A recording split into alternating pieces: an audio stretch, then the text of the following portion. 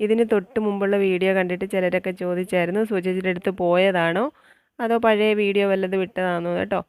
ഏട് പിടിയിന്ന് സുചേച്ചിയുടെ അടുത്ത് വരെ വരേണ്ടി വന്നു. അപ്പോൾ കഴിഞ്ഞ പ്രാവശ്യം വന്നപ്പോൾ നമ്മൾ വയറ് നിറച്ചും മാങ്ങ കഴിച്ചിട്ടാണ് പോയത്. ഇത്തവണ പേരയ്ക്കയാണ് കേട്ടോ. ഇതിങ്ങനെ വീടിൻ്റെ മുകളിലോട്ടെല്ലാം കാട് കയറി കിടന്ന് പേരയ്ക്ക ഉണ്ടാവുന്നില്ല എന്നൊക്കെ പറഞ്ഞ് ഷാജേട്ടൻ ഇതിനെ വെട്ടിക്കളയാനൊക്കെ തുനിഞ്ഞതാണ്. പക്ഷേ സുചേച്ചി അത് വിദഗ്ധമായിട്ട് തടഞ്ഞു. ഇത്തവണ അതുകൊണ്ട് ആ വാശിയെല്ലാം തീർത്ത് ഇഷ്ടം പോലെ പേരയ്ക്ക ഉണ്ടായിട്ടുണ്ട് കേട്ടോ.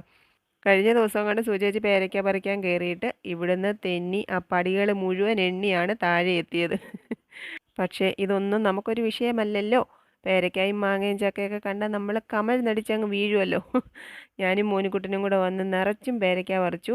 കുറേ പേരയ്ക്ക സുചേച്ചി അടർത്തി വെച്ചിട്ടുണ്ടായിരുന്നു. ഞങ്ങൾ വന്നപ്പോൾ തൊട്ട് അത് കഴിക്കുന്നുമുണ്ട്. ഇത് ഞാൻ വീട്ടിലോട്ട് കൊണ്ടുപോരാൻ വേണ്ടിയിട്ട് എടുക്കുക കേട്ടോ. ഇവിടെ കൊണ്ടുവന്ന് ഉപ്പിലിട്ട് വെക്കാം. ഒരു ജില്ലയിൽ മുഴുവൻ നീറിൻ്റെ കൂടായിരുന്നു കേട്ടോ. അതിനകത്ത് വലിയൊരു പേരയ്ക്ക നിൽപ്പുണ്ടായിരുന്നു. അതൊന്നും മിസ്സാക്കാൻ പറ്റാത്തതുകൊണ്ട് ഞാൻ അതും പറിച്ചെടുത്തു. പിന്നെ കുറച്ചൊക്കെ കിളി കൊത്തിയൊക്കെ കൊണ്ടുപോയിട്ടുണ്ടായിരുന്നു. ബാക്കിയൊക്കെ ആണ് കേട്ടോ. ഇനിയും ഇഷ്ടം പോലെ നിൽപ്പുണ്ട്. ഇനിയിപ്പോൾ നമ്മൾ ഓണത്തിനെയൊക്കെ സൂചിച്ചിട്ടെടുക്കുക വരെ പോകണമെന്നും കണ്ടിരിക്കുകയാണ്. മുത്തപ്പോഴത്തേക്ക് വരും, വള്ളംകളിയൊക്കെ ഉണ്ട്. കഴിഞ്ഞ വർഷം നമ്മൾ പോയായിരുന്നു ആ സമയത്ത്. അപ്പോഴത്തേക്ക് ഇതെല്ലാം തീർന്നു പോകുമോ എന്നൊരു സങ്കടമൊക്കെ എനിക്കുണ്ട്.